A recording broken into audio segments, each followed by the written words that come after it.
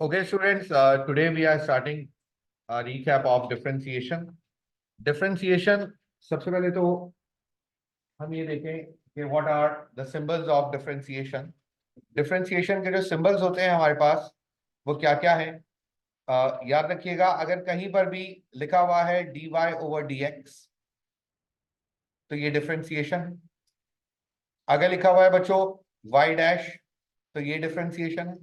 अगर लिखा हुआ है बच्चों f डैश ऑफ x तो ये differentiation. These are the symbols of differentiation, right? And after that, कहीं पर ये भी लिखा हुआ नजर आएगा d square y over dx square. Second, y double dash. Third, f double dash of x. कहीं ये लिखा हुआ नजर आएगा तो ये सेकेंड डेरिवेटिव, ठीक है, डबल डेरिवेटिव। कहां पर single derivative first derivative use होता है, कहां सेकंड डेरिवेटिव या डबल डेरिवेटिव यूज होता है, वो बाद में हम डिस्कस करेंगे। अभी तो हमने सिर्फ देखा है कि सिंबल्स क्या हैं डिफरेंशिएशन के। ठीक हो गया। अब स्टार्ट कर रहे हैं। For example, the basic rule of differentiation is the basic rule of differentiation is if we have y equals to x power n, how to differentiate this? So dy over dx will be, power नीचे आएगी और power में से 1 minus हो जाएगा। This is the rule of differentiation. Power नीचे आएगी, power में से 1 माइनस हो जाएगा। This is the rule of differentiation. कहा जाता है this is the basic rule of differentiation. We are doing differentiation by first principle method. जिस मेथड को हम यूज कर रहे हैं that is called first principle method, right. Now अब आइए, फॉर एग्जाम्पल क्वेश्चन आपको दिया गया y equals two x power 5। हमें डिफरेंशिएट करना है तो dy ओवर dx क्या हो जाएगा? 5 नीचे आएगा, पावर में से 1 माइनस 4। आ रही है बात समझ? कोई confusion? Now second one, y equals to 3x power 4। Differentiate किया जाएगा अगर तो dy ओवर dx। बच्चों डिफरेंशिएशन सिर्फ x पर अप्लाई होती है, जो साथ में कोफिशिएंट लिखा हुआ है इस पर अप्लाई नहीं। तो कोफिशिएंट ऐसे ही रहेगा, पावर नीचे आएगी, 4 3 जा 12, x की पावर 4 माइनस 1 3। आ रही है बात समझ? Third one, y equals two 1 over x square.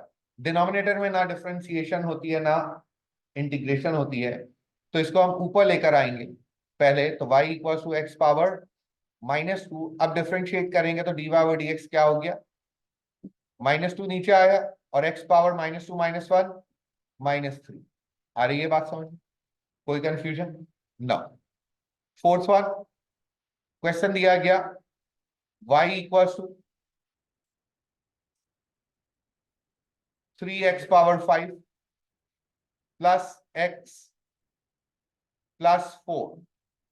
y equals to 3x power 5 plus x plus 4। तो डिफरेंशिएट जब किया गया तो फर्स्ट क्या हो गया? 5 3 जा 15x पावर 4। याद रखिएगा x का डेरिवेटिव क्या होता है? 1। x का डेरिवेटिव क्या होता है? 1। और कांस्टेंट का डेरिवेटिव क्या होता है? 0। तो इसको लिखने की फिर नीड नहीं। ठीक हो? फिफ्थ वन, क्वेश्चन दिया गया y equals two x power 3 upon 2। y equals two x power 3 upon 2। तो जनाब y डैश क्या हो जाएगा? पावर नीचे आई, x पावर 3 अपॉन 2 माइनस 1। तो y dash equals to 3 upon 2, x power 3 upon 2 minus 1 is 1 upon 2। आ रही है बात समझ में? कोई कंफ्यूजन तो नहीं है? वही पैटर्न चल रहा है हमेशा, पावर नीचे, पावर में से 1 माइनस। ठीक है। Six one, y equals two under root x. बच्चों रूट के लिए सिर्फ एक डायरेक्ट मेथड है हमारे पास, और डायरेक्ट मेथड क्या है? y डैश क्या लिख सकते हैं? हमेशा लिखेंगे आप लोग upon twice the question. Question क्या था? Under root x upon twice the question. Under the root जो भी चीज लिखी हुई है इसका डेरिवेटिव ऊपर, it is 1 1 upon 2 under root x. तो ये डायरेक्ट इसका आंसर हम लिख सकते हैं। अंडर रूट एक्स का डायरेक्ट आंसर लिख सकते हैं 1 upon 2 under root x. Otherwise आपको जैसे पार्ट 5 मैंने किया है, अगर इस तरीके से ब्रेक करके करना है तो वो भी आप कर सकते हैं, कोई टेंशन नहीं। ठीक हो गया। Seventh one, under root x के लिए एक और चीज मैं लिख रहा हूं। फॉर एग्जाम्पल आपको क्वेश्चन दिया गया y equal two under root 3x+1। अब आपने करना है इसको डिफरेंशिएट। तो अभी मैंने आपको बताया डायरेक्ट करेंगे इसको upon twice the question 3x+1 upon twice the question 3x+1 under the root जो भी चीज है इसका डेरिवेटिव ऊपर। तो 3x का डेरिवेटिव क्या हुआ 3 और 1 का डेरिवेटिव क्या हुआ 0। तो आंसर क्या आ गया 3/2 अंडर रूट 3x+1। कोई कंफ्यूजन, कोई कंफ्यूजन नो। मजीद आगे आइए, एट्थ वन क्वेश्चन दिया गया y equal to x-1 x+2। अगर दो ब्रैकेट्स मल्टीप्लाई करके दे दिए जाएं तो हमने क्या करना होता है, सबसे पहले इनको मल्टीप्लाई करें और फिर वर्किंग आगे स्टार्ट कीजिए। x multiply by x is x square, x multiply by 2 is 2x, -1 multiply by x is -x and -1 multiply by 2 is -2। तो y क्या हो गया बच्चों x स्क्वायर प्लस x -2। अब इसको डिफरेंशिएट करेंगे, f y डैश क्या हो गया 2x+1। आ रही है बात समझ। नाइन्थ वन क्वेश्चन दिया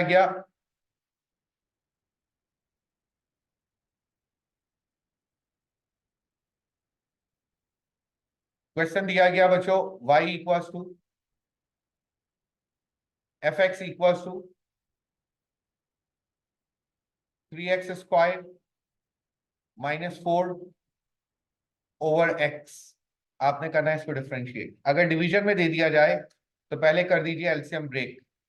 3x² over x -4 over x, ये क्या बना 3x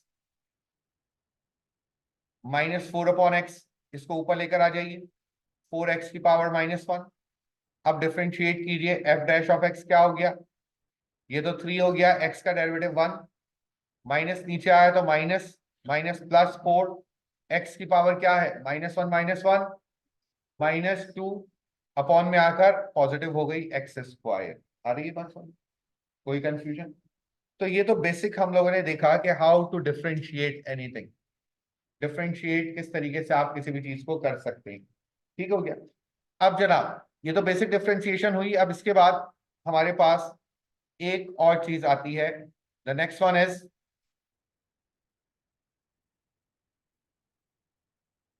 equation of tangent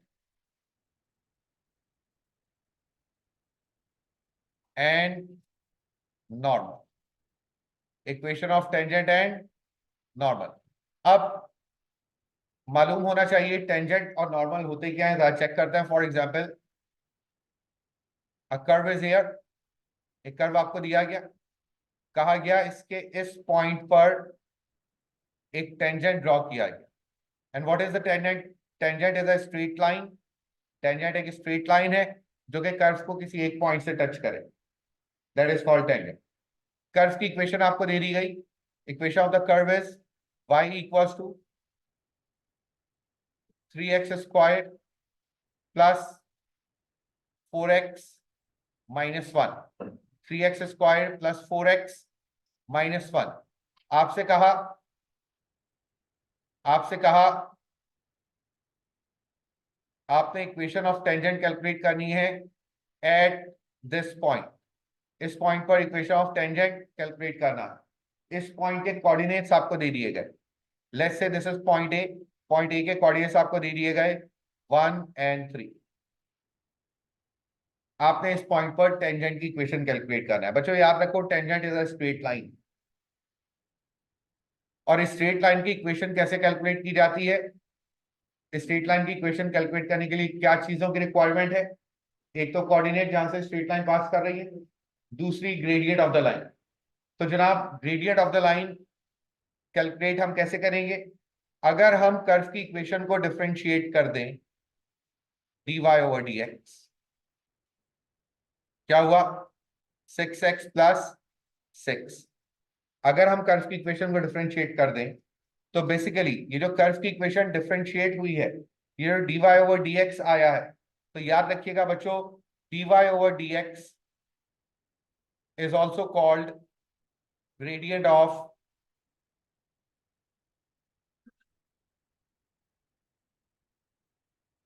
tangent. क्या कहलाता है? ग्रेडियंट ऑफ टेंजेंट भी कहलाता है, ग्रेडियंट ऑफ टेंजेंट भी कहलाता है, राइट?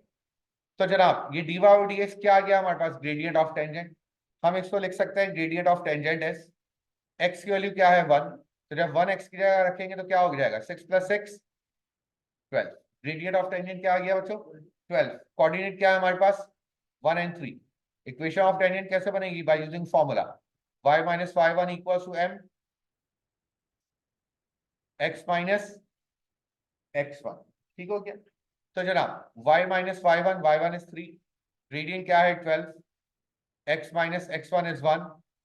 सिंप्लीफाई करेंगे मजीद, so it will be y - 3 = 12x - 12 and y = 12x - 9। This is called equation of tangent. This is called equation of tangent। अब हमें कैलकुलेट करना है बच्चों इक्वेशन ऑफ नॉर्मल। नॉर्मल होता क्या है जरा चेक करते हैं। What is normal? Normal is a line which makes 90 degrees with tangent। normal is a line which makes 90 degrees with tangent। हमारे पास ग्रेडियंट ऑफ टेंजेंट है, ग्रेडियंट ऑफ नॉर्मल क्या हो जाएगा? Negative reciprocal. Gradient of tangent क्या हो गया रजा साहब? Negative reciprocal. Coordinates हमारे पास गिवन है 1 3। इक्वेशन आ जाएगी by using y - y1 = m x - x1। 12 cross multiply 12y -12 3 36 equals to -x + 1 and 12y equals to -x + 37 is the equation of normal। आ रही है बात समझ में? इक्वेशन ऑफ नॉर्मल भी हमने कैलकुलेट कर ली और इक्वेशन ऑफ टेंजेंट भी हमने कैलकुलेट कर ली। Any confusion? इसके बाद जो कॉन्सेप्ट पूछा जाता है इन डिफरेंशिएशन वो क्या है जनाब? About curves. अबाउट कर्व्स और we can also call it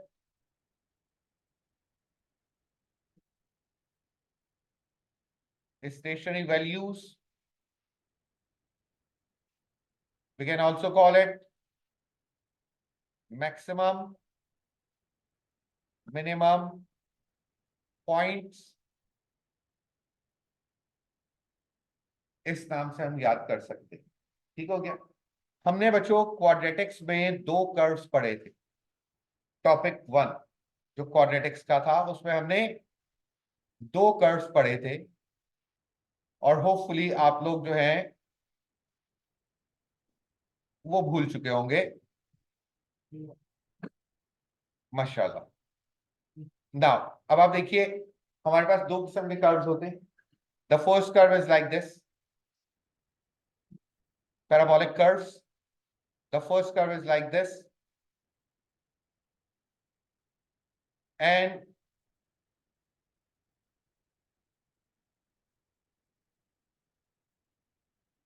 the second curve is like this। These are called parabolic curves। These are called parabolic curves। याद रखिएगा बच्चों, the topmost point of the curve and the bottommost point of the curve are called stationary points। इनकी values को stationery values कहा जाए। सही है ना? The top most point and the bottom most point. ठीक हो गया? अब सुनिए, अगर हम फर्स्ट कर्व में देख रहे हैं तो before the point, before this gradient क्या है? पॉजिटिव, ऊपर की तरफ जा रहा है curve. And after this stationary point gradient क्या है? नेगेटिव, नीचे की तरफ आ रहा है। पॉजिटिव से नेगेटिव में जाने के लिए दरम्यान में 0 को पास करना जरूरी होता है।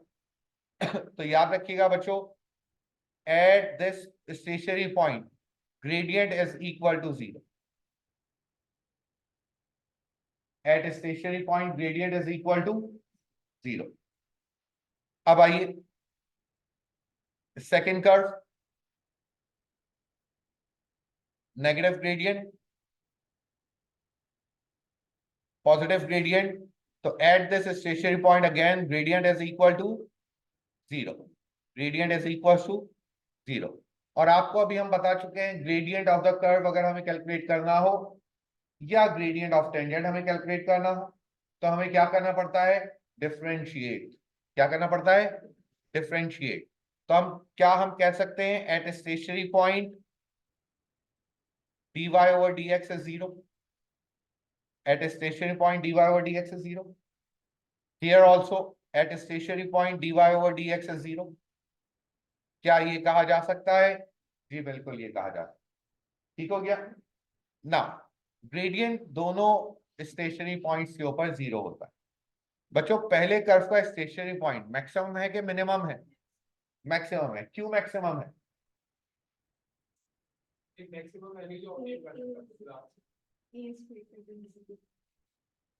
मैक्सिमम है तलाल, क्यों मैक्सिमम है, नजर आ रहा है, बोलो बोलो, नजर आ रहा है कि ऊपर है तो मैक्सिमम है, इससे ऊपर कोई पॉइंट नजर नहीं आ रहा, it is maximum, it is maximum, क्योंकि नजर आ रहा है ये ऊपर है। जनून साहब आपको नजर आ रहा है, माशाल्लाह। जनून साहब ये मिनिमम पॉइंट क्यों है, बिल्कुल नीचे नजर आ रहा है, क्या माशाल्लाह, बेहतरीन कॉन्सेप्ट। जनाब ये पॉइंट मैक्सिमम क्योंकि इससे ऊपर कोई कोऑर्डिनेट नहीं, ये पॉइंट मिनिमम क्योंकि इसके नीचे कर्व का कोई कोऑर्डिनेट नहीं। ये तो एक जनरल डेफिनेशन हो गई, सही, लेकिन अकॉर्डिंग टू मैथ्स अब जरा इसको डिफाइन करते हैं, अकॉर्डिंग टू मैथ्स जरा इसको डिफाइन करते हैं। याद रखिएगा बच्चों, कर्व का gradient in the first curve before when m is equal to 0 before the stationary point the gradient is positive and after the stationary point the gradient is negative। अगर curve अपने gradient को positive से negative में लेकर आ जाए तो दरमियान में जो जीरो ग्रेडियंट आएगा ये क्या कहलाएगा, this called maximum point, this called maximum stationary value. अगर कर्व अपना ग्रेडियंट पॉजिटिव से नेगेटिव में कन्वर्ट कर दे तो दरमियान में जो जीरो आएगा वो मैक्सिमम स्टेशनरी वैल्यू होगी। अगर कर्व अपना ग्रेडियंट नेगेटिव से पॉजिटिव में कन्वर्ट कर दे तो दरमियान में जो जीरो आएगा वो क्या होगा बच्चों, वो मिनिमम ग्रेडियंट होगा, वो क्या होगा, मिनिमम ग्रेडियंट। आ रही है बात समझ, क्वाड्रेटिक्स में हमने पढ़ा था if a is less than 0 then the point is maximum, if a is greater than 0 then the point is minimum। लेकिन यहां पर क्वाड्रेटिक्स तो चल नहीं रहा, a कुछ यूज नहीं कर सकते हम, तो जनाब अब a को हमने क्या, a को हमने क्या किया, a को हमने रिप्लेस कर दिया किससे, सेकंड डेरिवेटिव से। सेकंड डेरिवेटिव बताता है हमें, सेकंड डेरिवेटिव हमें बताता है if second derivative is less than 0 then point is maximum, if second derivative is greater than 0 then point is minimum. बच्चों को याद नहीं रहता कि कैसे याद रखें कि यार कहां पर मैक्सिमम पॉइंट होगा और कहां पर मिनिमम पॉइंट होगा, बच्चे भूल जाते हैं। तो जनाब अब देखिएगा, अब एक इस तरीके से आपको बताएंगे कि कभी भी नहीं भूलेंगे इंशाल्लाह, राइट। और वो क्या पैटर्न है, वो पैटर्न ये है कि अगर सेकंड डेरिवेटिव छोटा है, अगर सेकंड डेरिवेटिव छोटा है तो पॉइंट बड़ा है, और अगर सेकंड डेरिवेटिव बड़ा है तो पॉइंट छोटा है। कभी भी नहीं भूल पाओगे। इसके बाद भी अगर भूल गए तो फिर there is always a November after June, right. तो जनाब ये पता चला हमें, सेकंड डेरिवेटिव अगर छोटा है तो पॉइंट बड़ा, सेकंड डेरिवेटिव बड़ा है तो पॉइंट छोटा, सही है। यहां पर एक क्वेश्चन आप लोगों की तरफ से आना चाहिए था, और वो क्या क्वेश्चन है कि सर अगर अगर अगर सेकंड डेरिवेटिव इक्वल टू 0 हो जाए तो क्या होगा, अगर सेकंड डेरिवेटिव इक्वल टू 0 हो जाए तो क्या होगा। अब देखिएगा नाउ, अब आइए एक कर्व आपको दिया गया है, for example here is the curve, for example here is the curve, right. अब सुनिएगा, यहां पर this is the stationary point, for example at this point gradient is 0, At this point gradient is 0. Zanoon, at this point gradient is 0. तो बच्चों gradient को तो हम कहते हैं dy over dx. At this point dy over dx is 0. Before this dy over dx is 0, what is the gradient of the curve? Positive or negative? Positive. What is the gradient of the curve after this? Positive or negative? Again positive. Again positive. दरमियान में stationary point तो आ गया, लेकिन इस stationary point से पहले और बाद में कर्व का ग्रेडियंट सेम रहा. कर्व का ग्रेडियंट सेम रहा. जब कर्व का ग्रेडियंट सेम रहेगा, जब कर्व का ग्रेडियंट सेम रहेगा, तो जनाब ऐसे पॉइंट पर याद रखिएगा, this point is neither maximum nor minimum but stationary. Point stationary है.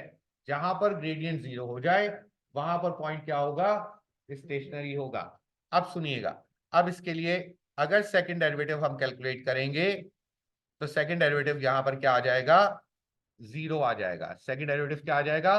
0 आ जाएगा. अगर सेकंड डेरिवेटिव 0 आ जाए तो ये ऐसा पॉइंट बनता है कि नीदर मैक्सिमम नॉर मिनिमम का point. Neither maximum nor minimum का point.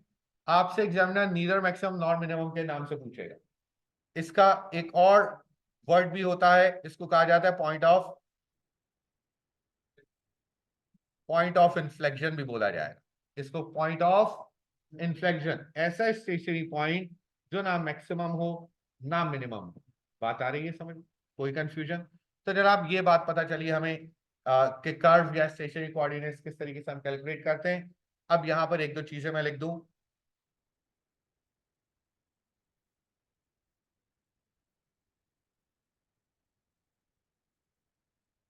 For x coordinate of a stationary point, find dy over dx and equate it with 0. x coordinate calculate करने के लिए find dy over dx and equate it with 0. आ रही है बात समझ? आ रही है बात समझ?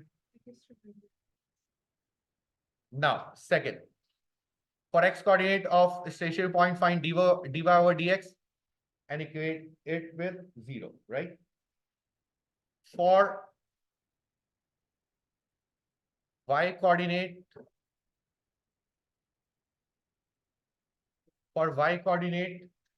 of a stationary point, substitute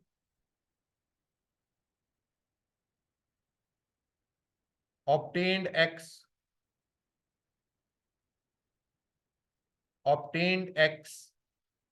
in question. अगर y कोऑर्डिनेट निकालना है तो जो x आपने कैलकुलेट किया है उसको आप क्वेश्चन में रख दें, y आ जाए. फिर सुनिए, for nature of stationary point,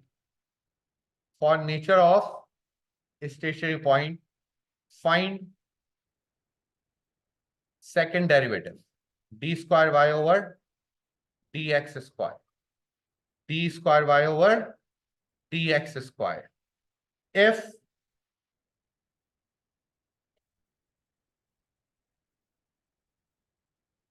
d square y over dx square is less than 0, then the nature is maximum. If d square y over dx square is greater than 0, then the nature is minimum. And if d square y over dx square is equal to 0, then it is inflection. Nature आप इस तरीके से calculate कर सकते हैं. आ रही है बात समझ? काश क्या हम इंसानों की नेचर भी किसी फॉर्मूला से कैलकुलेट कर सकते, लेकिन नॉट पॉसिबल. फिर बड़ा मुश्किल हो जाता. क्यों?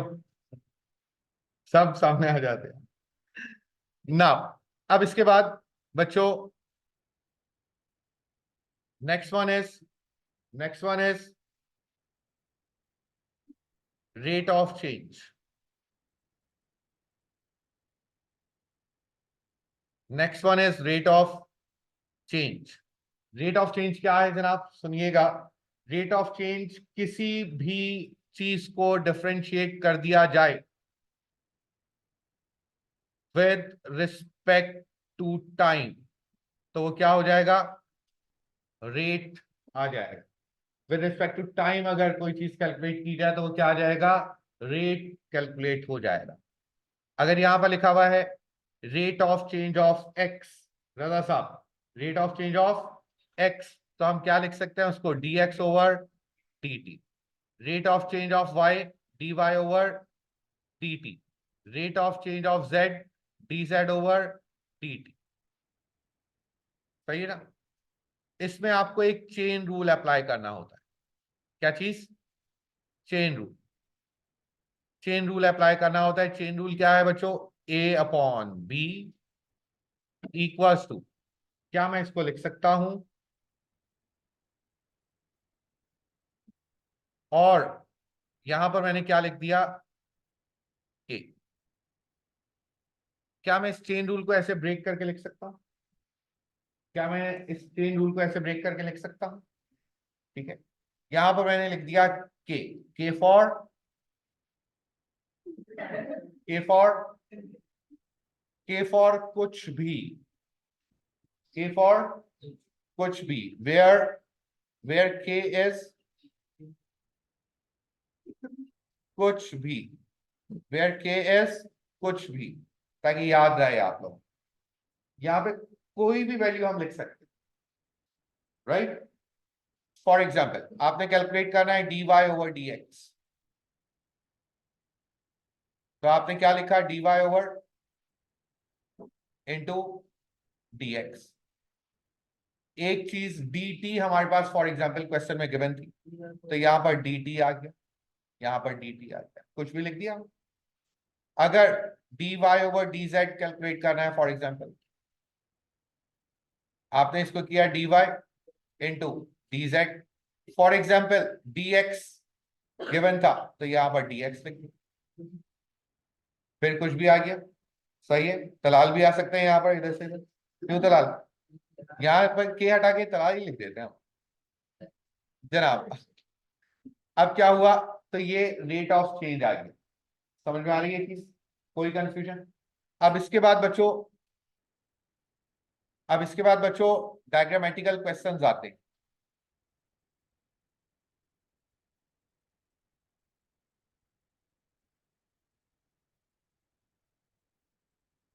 डायग्रामेटिकल क्वेश्चंस जो होंगे,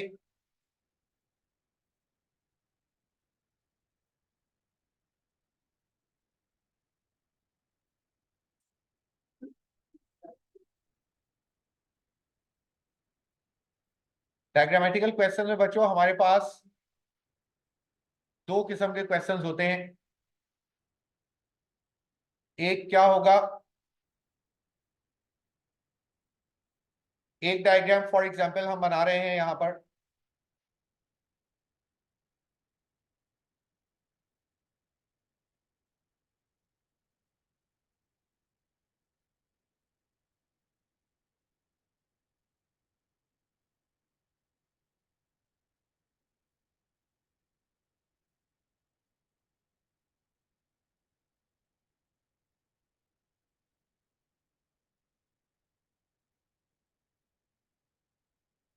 ये क्या बनकर आया, क्यूबॉइड।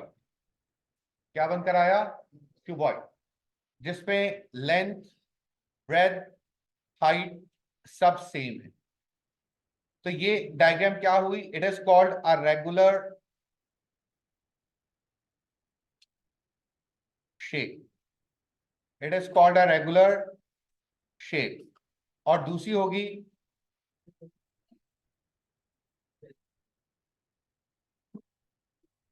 इरेगुलर शेप, दूसरी होगी इरेगुलर शेप।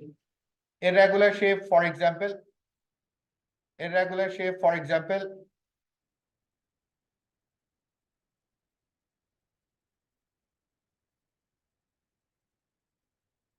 आपको दी गई एक cone, this is called irregular shape. एक रेगुलर शेप और एक irregular shape. Do you know the difference between do you know the difference between regular and irregular shape? Okay, अभी देखते हैं, अभी देखते हैं जी। सिमेट्रिकल होता है, कितना मुश्किल डेफिनेशन बता दिया हम, सारी साइड सेम है। ठीक हो गया, यस। पीछे आपके जो बैठे हैं भाईजान, यस बेटा, हियर, इधर देखें, इधर इधर। नाउ अब आप देखें रेगुलर शेप और इर्रेगुलर शेप का डिफरेंस सुनिएगा। ठीक हो गया? What is the difference between regular and irregular shape? अगर बच्चों अगर बच्चों ये जो बेस साइड है, रजा साहब बोल बोल के गला खुश्क हो गया। ये जो बेस साइड है, अगर हम इसको ऊपर की तरफ लेकर जाएं तो ये ऊपर वाली साइड पर जाकर बेस पेस्ट हो सकती है। ऐसा ये पूरी नीचे वाली साइड ऊपर वाली साइड पे जाके फिक्स हो जाएगी। सही है? तो हम कहेंगे कि इस डायमेंशन में रेगुलर है। हम कहेंगे ये इस डायमेंशन में रेगुलर है। अब सुनिए इसके बाद, क्या ये वाली साइड इधर आकर पेस्ट हो सकती है? हम कहेंगे ये इस डायमेंशन में भी रेगुलर है। और ये मतलब अगर ये क्यूबॉइड है तो इसके आमने सामने वाली साइड्स एक दूसरे पर, और पीछे सामने वाली साइड बैक वॉल पर पेस्ट हो सकती है। हर तीनों डायमेंशन में ये शेप रेगुलर है। तीनों डायमेंशन में ये शेप रेगुलर। अब आ जाइए कोन की तरफ। क्या ये वाली जो साइड है कोन की, जो ये वाली साइड है सर्कुलर साइड, क्या ये नीचे जा सकती है? नहीं मूव हो सकती, ये नीचे मूव नहीं हो सकती। सही है? अगर साइड मूव नहीं हो सकती तो ये शेप क्या हो गया? इर्रेगुलर शेप हो गया। This is the mathematical difference between regular and irregular shape. मैं ये क्यों बता रहा हूं आप लोगों को? रीजन ये है कि शेप्स के अकॉर्डिंगली क्वेश्चंस पूछे जाते हैं about volume and surface area. Students पूछते हैं कि सर वॉल्यूम, किस किस शेप के वॉल्यूम का फॉर्मूला हम याद करें? तो बहुत सारी शेप्स हैं, बहुत सारे फॉर्मूला है। तो बच्चों याद रखो, वॉल्यूम का एक ही फॉर्मूला, वॉल्यूम का एक ही फॉर्मूला है, कोई भी शेप हो। And the formula for volume is base area multiply by height. This is the formula of volume. कितनी ही शेप्स आ जाए, तमाम शेप्स का, thank you, formula base area into height. ठीक हो गया? कितनी ही शेप्स आ जाए, तमाम शेप्स का formula base area into height है। अब आइए इधर, मैं यहां पर लिख रहा हूं वॉल्यूम किसके इक्वल है? Base area into height. But the problem is इसका formula base area into height नहीं, क्योंकि ये इर्रेगुलर शेप। तो बच्चों याद रखो, रेगुलर शेप कितनी ही हो जाए, formula base area into height, formula base area into height. लेकिन इर्रेगुलर शेप का formula base area into height नहीं है formula base area into height ही, लेकिन साथ में एक फैक्टर लग जाता है। कोन के लिए फैक्टर क्या लगता है बच्चों? 1/3 का। तो फॉर्मूला क्या बन गया वॉल्यूम का? 1/3 बेस एरिया इंटू हाइट। सही? याद रखिएगा, इर्रेगुलर शेप आपने सिर्फ एक फॉर्मूला याद रखना है, वॉल्यूम का बेस एरिया इंटू हाइट। अगर तो शेप इर्रेगुलर होगी तो फॉर्मूला एग्जामिनर गिवन देगा। अगर रेगुलर शेप होगी तो आपको फॉर्मूला गिवन नहीं देगा, क्योंकि वो तो बेस एरिया इंटू हाइट है। समझ आ रही है चीज? अब एक चीज और बताएं, फिर पूछता है surface area. No formula of surface area, we don't have any formula of surface area. हमें क्या करना पड़ता है? Area of all sides, area of all sides, तमाम साइड्स के एरिया को ऐड कर देंगे तो सरफेस एरिया का फॉर्मूला डेवलप हो जाएगा। Sir according to the question, with respect to the question, irregular shape में सरफेस एरिया फिर आपको गिवन देगा एग्जामिनर।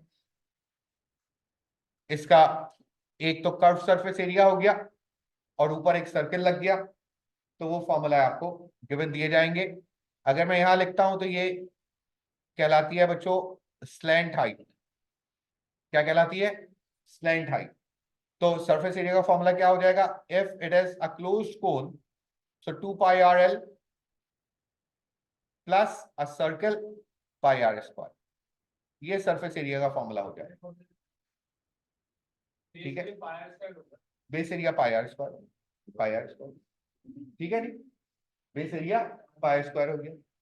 अब एक चीज सुनिएगा इधर, अब एक चीज सुनिएगा, एक शेप में बना रहा हूं बच्चों,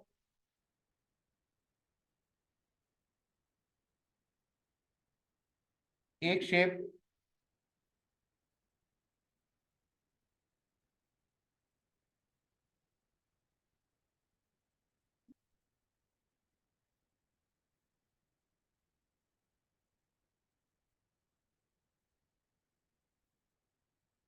जनाब जनून, एक शेप बन गई, दो बन गई, ओहो देखो दो बन गई।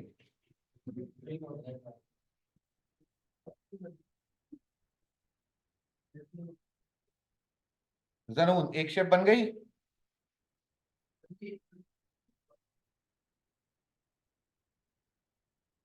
जनून एक शेप बन गई।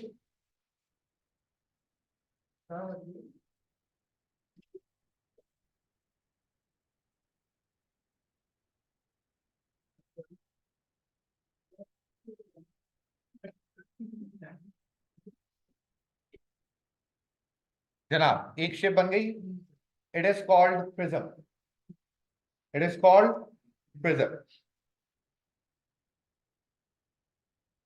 और ये ट्रायंगुलर प्रिज्म कहला रहा है, ट्रायंगल है इसके सामने।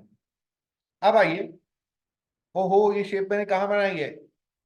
रेगुलर में कि इरेगुलर में? ये तो दरमियान में बना दी मैंने, तो ये कहां पर जाएगी? इरेगुलर में जाएगी कि रेगुलर में? रेगुलर है शेप या इरेगुलर है? रेगुलर कौन कौन कह रहा है? रेगुलर कौन कौन कह रहा है? Raise your hand. 1 2 3 4 5 6 7 8 है या नहीं है? अब ये दरमियान का आंसर दे दिया तुमने। यस, इरेगुलर कौन कौन कह रहा है?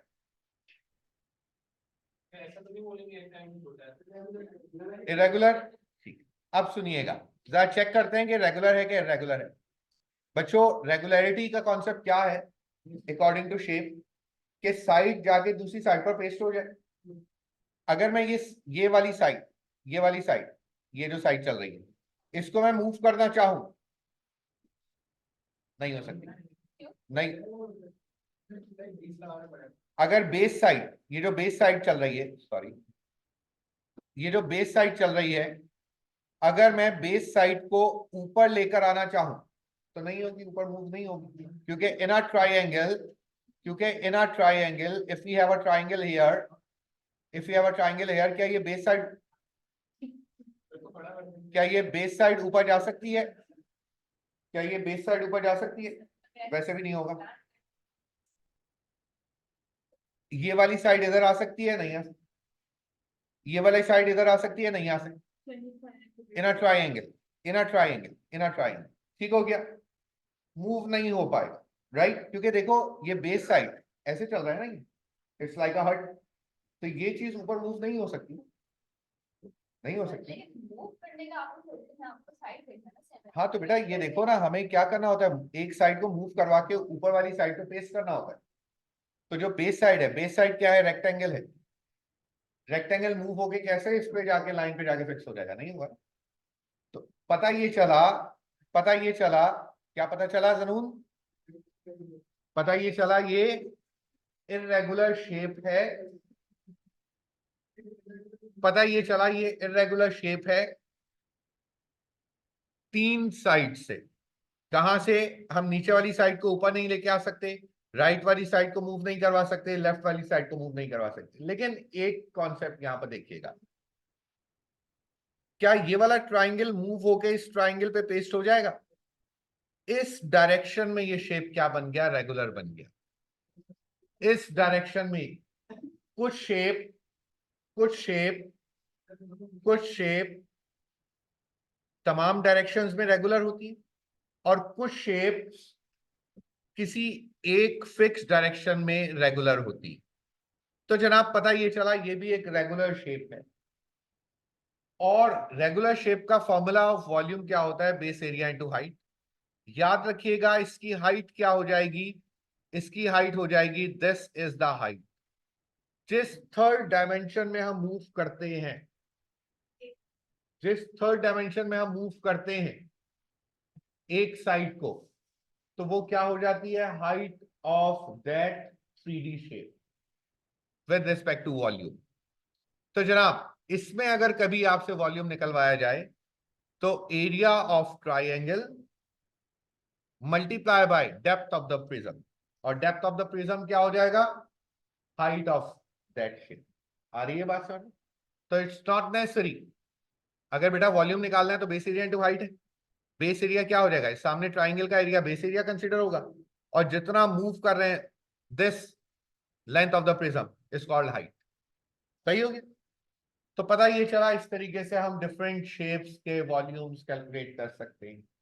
आ रही है बात समझ में? अब सुनिएगा, कॉन्सेप्चुअली तो डिफरेंशिएशन में यही तमाम चीजें हैं। अब जरा एक दो क्वेश्चंस देखते हैं कि डिफरेंशिएशन के क्वेश्चन एग्जामिनर कैसे पूछ सकता है। ठीक हो गया ना? ओके स्टूडेंट्स, तो ये क्वेश्चन आपके पास पास्ट पेपर का, it is May June 17 paper 1-1। जरा चेक करते हैं क्वेश्चन क्या दिया गया है। ये क्वेश्चन आपको इत्तेफाकन हमारे पास पहला क्वेश्चन ही शेप्स के बारे में आ गया है। क्या कहा गया? A horizontal base of a solid prism is an equilateral triangle. जो शेप हमने ऊपर बनाई हुई है यही शेप इस क्वेश्चन में भी यूज होगी। इक्विलेटरल ट्राइंगल के अकॉर्डिंगली प्रिज्म आपको दिया गया है। सही है ना? ये आपको शेप दी गई, कहा गया the sides of the prism are vertical, the height of the prism is h, and the volume of the prism is 2000 centimeter cube. 2000 centimeter cube. Express height in terms of x and show that the total surface area of the prism is given by this. हमें total surface area prism का calculate करना है। हमें total surface area prism का calculate करना है। Prism बन कैसे रहा है फिर पढ़ रहे हैं। The horizontal base of a solid prism is an equilateral triangle. Base में इक्विलेटरल ट्राइंगल है। हाइट प्रिज्म की क्या है? एच आपको दी गई है, वॉल्यूम प्रिज्म का आपको दे दिया है। सही ना? आपसे सरफेस एरिया मांगा गया। फॉर एग्जाम्पल यही प्रिज्म है, फॉर एग्जाम्पल यही प्रिज्म है। यहां पर बेस क्या है? Equilateral triangle. तो अगर इस प्रिज्म को हम रोटेट करवा लें, अगर इस प्रिज्म को हम रोटेट करवा लें,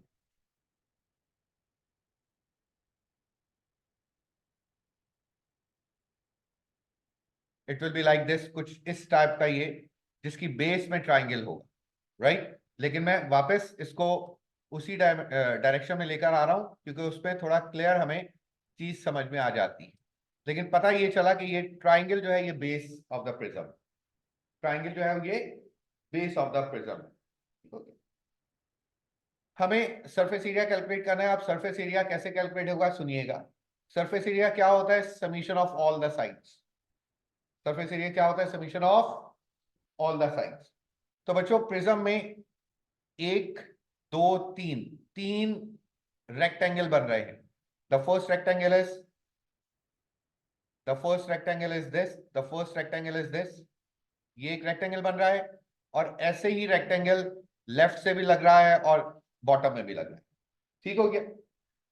अब सुनिएगा, इस रेक्टेंगल की हाइट तो h आपको दी गई है, इस रेक्टेंगल की हाइट तो h आपको दी गई है।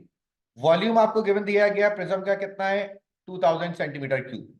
अगर मैं first part volume equal to 2000 centimetre cube, और वॉल्यूम का फॉर्मूला क्या होता है? Base area into height, base area into height equal to 2000, base area into height equal to 2000।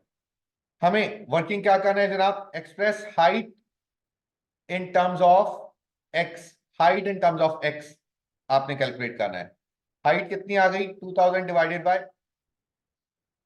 Base area, 2000 divided by base area. और base में क्या है, एक ट्राइंगल है, बेस में क्या है, एक ट्राइंगल है, right angle sorry equilateral triangle, जिसकी तमाम साइड्स एक्स की हैं, जिसकी तमाम साइड्स एक्स की हैं। तब सुनिएगा, अगर मैं ये परपेंडिकुलर बना लूं, अगर मैं ये परपेंडिकुलर बना लूं, राइट। अच्छा ये बताइए, व्हाट इज साइन 60?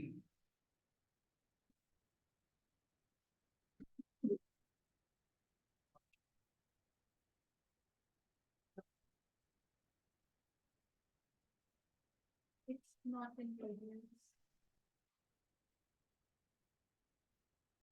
बच्चों अगर मुझे बेस एरिया कैलकुलेट करना है और we have an equilateral triangle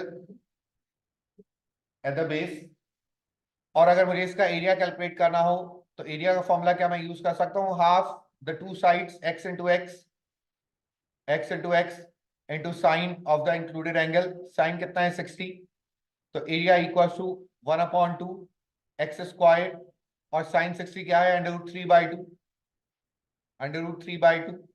तो जनाब बेस एरिया कितना आ गया, √3 x square by 4।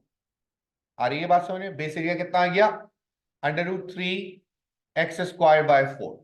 Any confusion up to this, यहां तक कोई कंफ्यूजन? नो। बेस एरिया हमने कैलकुलेट कर लिया, हमें express height in terms of x calculate करना है, height in terms of x calculate करना है। अब height in terms of x अगर हमें कैलकुलेट करना है, तो यहां पर अगर मैं रखता हूं 2000 डिवाइडेड बाय बेस एरिया कितना है, √3/4 एक्स स्क्वायर, √3/4 एक्स स्क्वायर। अब डिवीजन जो है अगर कन्वर्ट हुआ मल्टीप्लीकेशन में, तो क्या हो गया, 4/√3 एक्स स्क्वायर। तो जनाब 8000 upon √3 x square, this is height in terms of x. आ रही है बात समझ, आ रही है बात समझ, कोई कंफ्यूजन?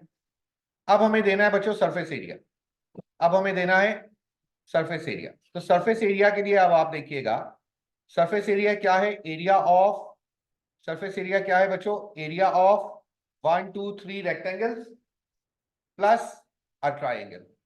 तो जनाब सरफेस एरिया, रेक्टेंगल जो हमारे पास बनकर आ रहा है, इसकी रेक्टेंगल की ये वाली साइड कितनी है एक्स, और ये वाली साइड कितनी है हाइट। तो जनाब 3 रेक्टेंगल है, तो क्या मैं कह सकता हूं 3xh, 3xh plus area of 2 triangles, area of 2 triangles. Area of triangle हमने निकाला √3/4 एक्स स्क्वायर, 2 से मल्टीप्लाई करवा देंगे इसको, √3/4 एक्स स्क्वायर। यहां तक कोई प्रॉब्लम? 3x हाइट की जगह पर हम क्या रख सकते हैं, 8000 upon √3 x square, 8000 upon √3, 8000 upon √3 x square. और ये क्या बना, 2 और 2 कैंसिल आउट, ये क्या बना बच्चों, √3/2 एक्स स्क्वायर। बात आ रही है समझ, बात आ रही है समझ? अब सुनिएगा, √3 और 3 कैंसिल हुआ, √3 और 3 कैंसिल हुआ तो क्या बचा, √3, √3 और 3 कैंसिल हुआ तो क्या बचा, सिर्फ √3।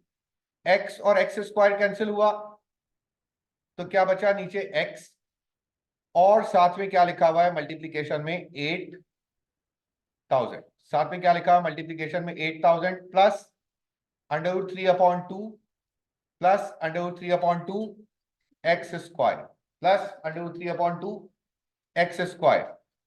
अब आप देखिए हमारे पास सरफेस एरिया, हमारे पास सरफेस एरिया क्या आ गया, √3 times 8000 divided by x plus √3/2 x square. लेकिन एक चीज सुनिएगा, अगर हमें ये नहीं कहा होता कि we have to prove this, तो हमारा ये सरफेस एरिया सही था। लेकिन यहां पर क्या लिखा हुआ है इन्होंने, we have to prove this. तो प्रूफ करने के लिए हमें एग्जैक्टली इसी फॉर्म में आना है। तो फिर मैं इस स्टेप को थोड़ा सा चेंज कर रहा हूं, और क्या कर रहा हूं जनाब, 3 मल्टीप्लाई बाय 8 कितना हुआ, 24,000 divided bye 24,000 divided by √3। X square और एक्स कैंसिल हुआ, तो इस एक्स को अगर मैं ऊपर लेकर आऊंगा तो क्या बन जाएगा, एक्स की पावर -1। क्या एग्जैक्टली वही चीज आ गई? तो अब मैं इसको अरेंज करके लिख सकता हूं, it is equal to √3/2 x square plus 24,000 over √3 x power -1 which we have to prove। ये हमने प्रूफ कर दिया इसका फर्स्ट पार्ट। आ रही है बात समझ? अब पूछा गया कि सर डिफरेंशिएशन का काम शेप्स में क्या है, आप शेप्स क्यों डिस्कस कर रहे हैं? अब काम आएगा उसका। क्या कहा गया सेकंड पार्ट में, given that x can vary, find the value of x for which area has stationary value. Area has stationary value, और स्टेशनरी वैल्यू पर क्या होता है बच्चों, फर्स्ट डेरिवेटिव dy/dx क्या होता है, 0। लेकिन यहां पर a के अकॉर्डिंगली है, तो क्या हो जाएगा, dA/dx इक्वल टू 0। सही। हमें क्या करना पड़ेगा, एरिया की जो इक्वेशन आपको दी गई हमें कैलकुलेट करना है, find the value of x। और आपको मैंने बताया था x की वैल्यू कैसे आती है, कि अगर हम डिफरेंशिएट कर दें, एरिया कितना है, √3/2 x square plus 24,000 upon √3 x power -1। अब इसको करते हैं डिफरेंशिएट, dA/dx।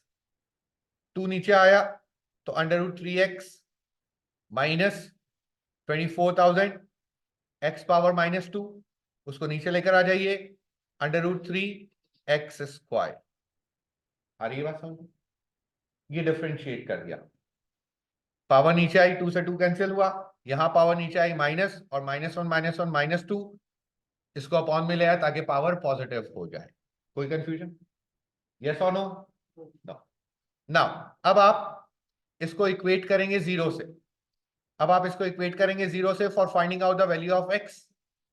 ये तो हमने लिखा था उसमें कि जब भी स्टेशनरी पॉइंट के x कोऑर्डिनेट को कैलकुलेट करना हो, डिफरेंशिएटेड इक्वेशन को 0 से इक्वेट कर दिया जाए। जनाब अब यहां पर एलसीएम लेते हैं जरा, √3 x square LCM, √3 multiply by √3 3, x square multiply by x is x cube, -24,000 equal to 0। ये चला गया 0 हुआ, तो एक्स क्यूब किसके equal, 24,000 divided by 3, and 24,000 divided by 3 will be 8,000, और 8,000 का cube root will be 20। Cube root of 8,000 is 20। आ रही है बात समझ में? This is the stationary value of x। This is the stationary value of x। बात आ रही है समझ में? आगे देखें क्वेश्चन में क्या कह रहे हैं। अब कह रहे हैं determine showing all necessary working nature of the stationary value. Nature कैसे निकलती है बच्चों, सेकंड डेरिवेटिव लेने से। तो जनाब थर्ड पार्ट,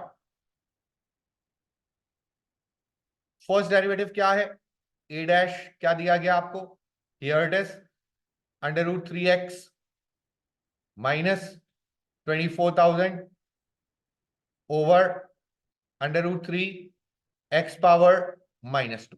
इसको ऊपर लेकर आ गए। अब आप इसको कर दें second time differentiate, a double dash will be √3, क्योंकि x का डेरिवेटिव क्या होता है तलाल साहब, बोलो, x का डेरिवेटिव क्या होता है 1, माइनस -2 जब नीचे आएगा तो क्या हो जाएगा, +2, और 24,000 से जब 2 मल्टीप्लाई होगा तो क्या हो जाएगा 48, प्लस 48,000 डिवाइडेड बाय √3, और x की पावर -2 -3, -2 -1 इज -3, तो नीचे आकर क्या हो गई, +3 हो गई। अब x की वैल्यू क्या है 20, जब x की वैल्यू 20 रखी जाएगी तो a डबल डैश का आंसर ग्रेटर देन 0 आएगा, तो therefore it is a minimum point, therefore it is a minimum point. आ रही है बात समझ में? जरूरत नहीं है क्योंकि हमें सामने नजर आ रहा है कहां जा रहे हैं। Therefore it is a minimum point. Are you clear? बात समझ में आई? So it's a question of 8 marks, complete question with respect to diagrams हमने किया। मजीद आगे चलते हैं जनाब। Now question number 3। अब आप देखिए, हमने अभी क्वेश्चन किया डायग्राम के रिस्पेक्ट से। अब हम क्वेश्चन कर रहे हैं बच्चों, ये जो क्वेश्चन आ रहा है इसमें इक्वेशन ऑफ टेंजेंट भी आपके साथ डिस्कस की जा रही है और इसके सेकंड पार्ट में रेट भी आपके साथ डिस्कस किया जा रहा है। तो ये दोनों टॉपिक इस क्वेश्चन से सॉल्व हो जाएंगे एज एग्जाम्पल। अब आइए अब आइए इन द फर्स्ट पार्ट कहा गया find the equation of tangent. Find the equation of tangent to the curve at the point where the curve crosses x-axis। वहां पर इक्वेशन ऑफ टेंजेंट निकालनी है जहां पर कर्व एक्स एक्सिस को cross कर रहा है।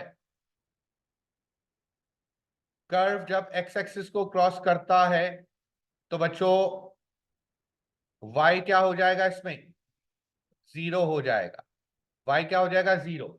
अगर क्वेश्चन में मैं y की जगह 0 रखूं तो क्या मेरे पास x की वैल्यू आ जाएगी? यस। नाउ 3 इधर आया, हियर। अब आप देखिए it will be 12 over 2 minus x equals to -3 and 2 minus x cross multiply 2 minus x -3 नीचे आएगा तो 12 ओवर -3 जनाब 2 minus x equals to -4 and what is the value of x? The value of x is 6।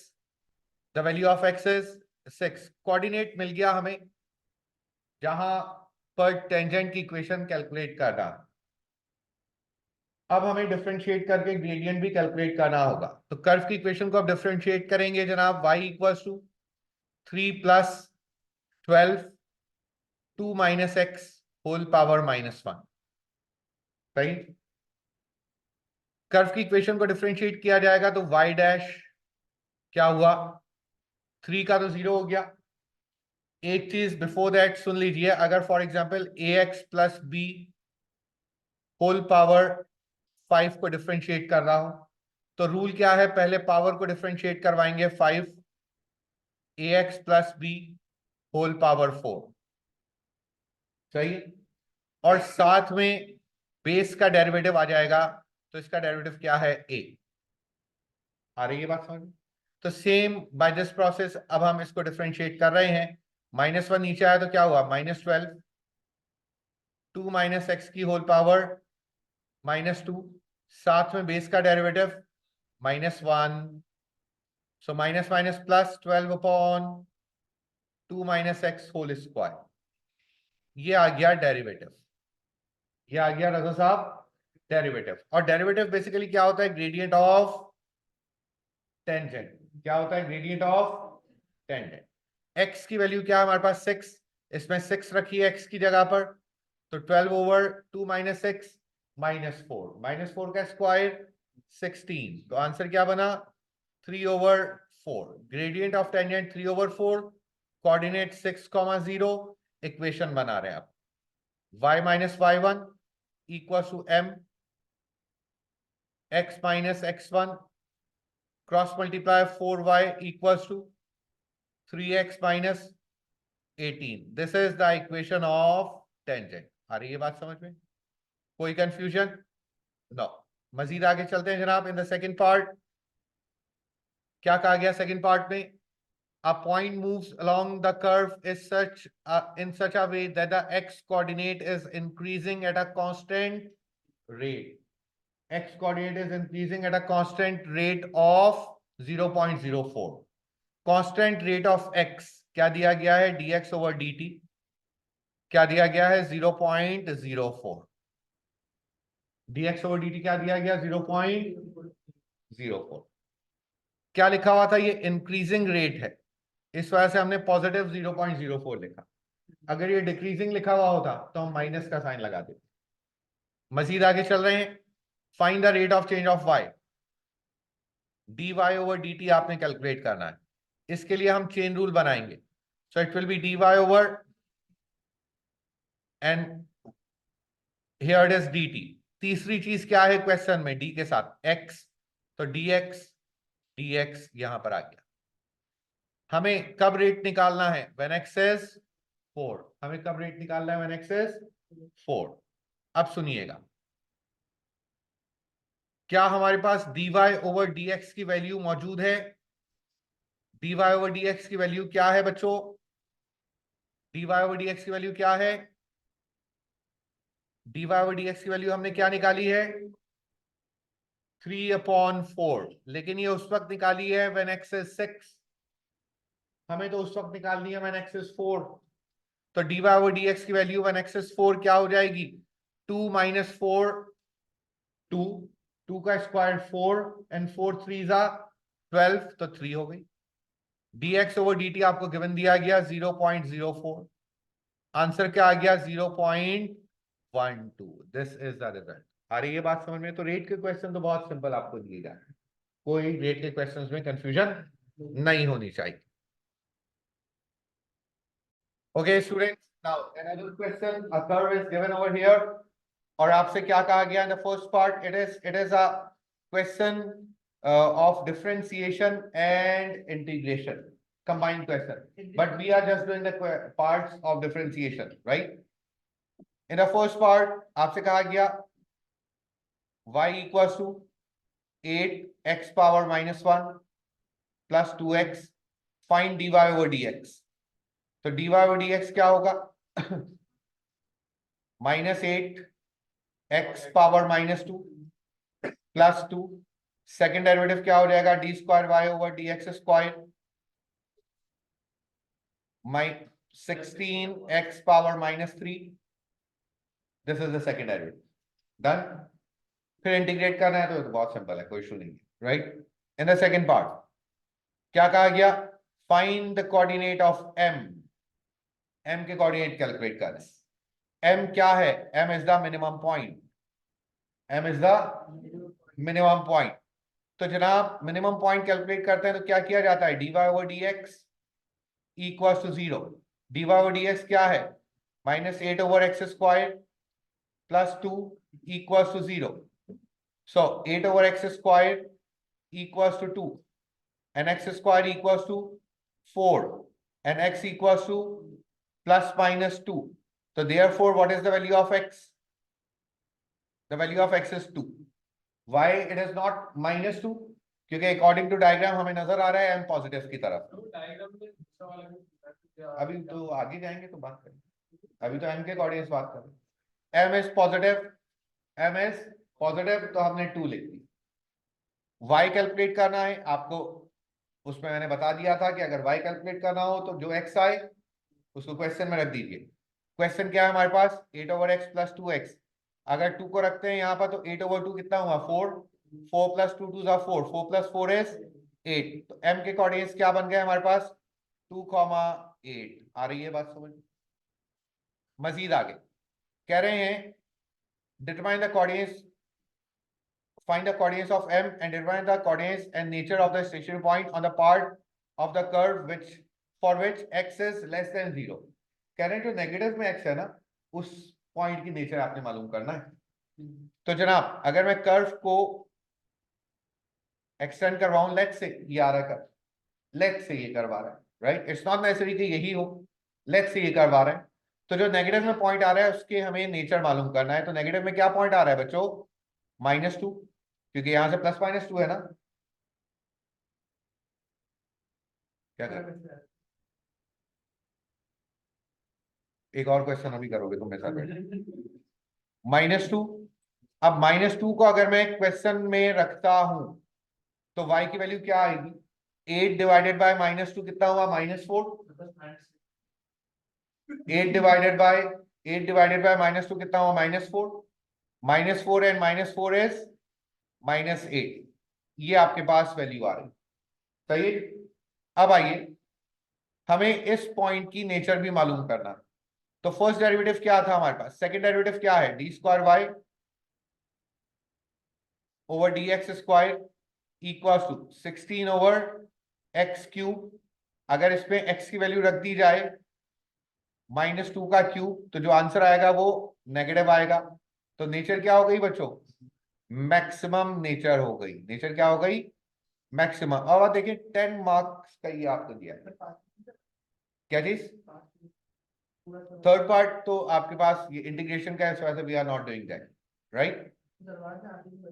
So students अब आप देखें questions तो हम past paper के जितने भी कर लें तो वो कम ही है, राइट। रीकैप पूरा डिफरेंशिएशन का यही है, इस टाइप के क्वेश्चन आएंगे। मतलब आपको हमने पहले रीकैप दिया हाउ टू डिफरेंशिएट एनीथिंग, उसके बाद हमने देखा कि किस तरीके से मैक्सिमम मिनिमम वैल्यू कैलकुलेट की जाती है। फिर उसके बाद हमने देखा किस तरीके से रेट कैलकुलेट किया जाता है। फिर उसके बाद हमने देखा किस तरीके से शेप्स के थ्रू क्वेश्चन सॉल्व होते हैं।